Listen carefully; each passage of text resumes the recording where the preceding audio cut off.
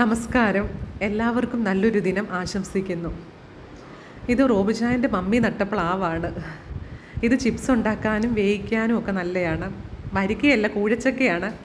എന്നിരുന്നാൽ തന്നെ ഇത് പഴുത്തൊക്കെ കഴിയുമ്പോൾ ഇതിൻ്റെ ചക്ക മിക്സിക്കകത്ത് അടിച്ചിട്ട് ശർക്കര ചേരുവകളൊക്കെ ചേർത്ത് ചക്കയപ്പം ഉണ്ടാക്കാനും നല്ലതാണ്. നമ്മൾ ഈ വെഡ്ഡിങ് ആനിവേഴ്സറി അതുപോലെ തന്നെ ജന്മദിനമൊക്കെ വരുമ്പോൾ കേക്കൊക്കെ വാങ്ങിക്കും, പുറത്തു പോയി ഭക്ഷണമൊക്കെ കഴിക്കും, ആഘോഷിക്കാറൊക്കെയുണ്ട്.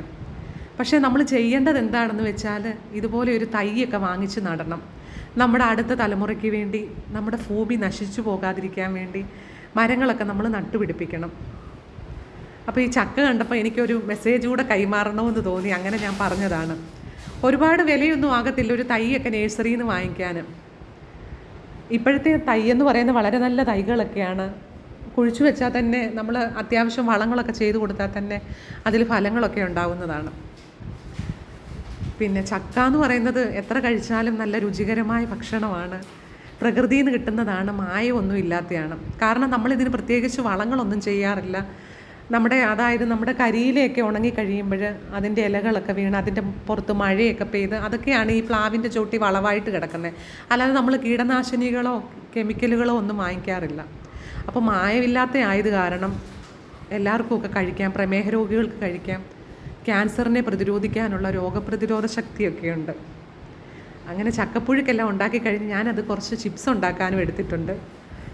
ഇത് എണ്ണയ്ക്കകത്തോട്ടിട്ട് അങ്ങോട്ട് പെട്ടെന്ന് അങ്ങ് റെഡിയായി കിട്ടുന്ന അതുപോലത്തെ ചക്കയാണ് ചിപ്സ് ഉണ്ടാക്കാൻ.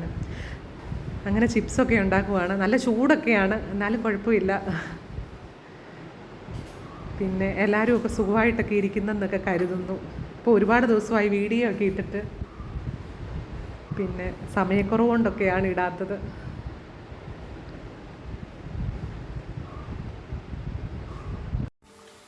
കുഞ്ഞിപ്പെണ്ണും ഞാനും കൂടെ ചക്ക ഉപ്പേരി ഉണ്ടാക്കുക. കുഞ്ഞിപ്പെണ്ണ എങ്ങനെയുണ്ട്, കൊള്ളാവോ? നീ ഇത്രയും കൂടെ വറക്കാനുണ്ട്.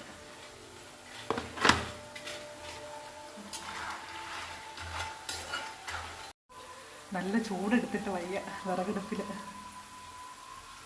ഉണ്ടാക്കി വെച്ചാൽ പിള്ളേർക്ക് 4 മണിക്കൊക്കെ കഴിക്കാൻ പറ്റും.